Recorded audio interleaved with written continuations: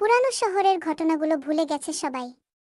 পুতুলটা গায়েব হয়ে গিয়েছিল, হয়তো চিরতরে। কিন্তু 1 বছর পর ঢাকার এক নামী স্কুলে শুরু হয় আজব কিছু ঘটনা। ছাত্ররা বলে, এক নতুন মেয়ের ব্যাগে থাকে একটা পুতুল।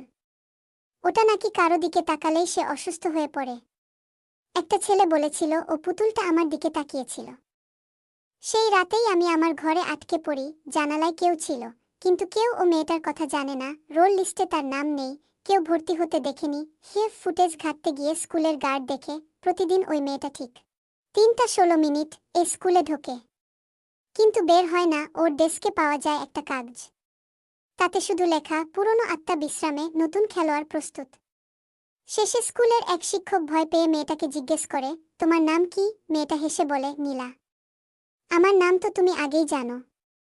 ক্লাসরুমে ফাঁকা চেয়ারে পুতুল বসা, ক্লিপে ছায়া মেয়ে ঢুকছে, জানালার বাইরে শিশুর মুখ। শেষ সিন, মেয়েটা অন্ধকার করিডোরে হাঁটছে নীলা নামটা বলার সময়।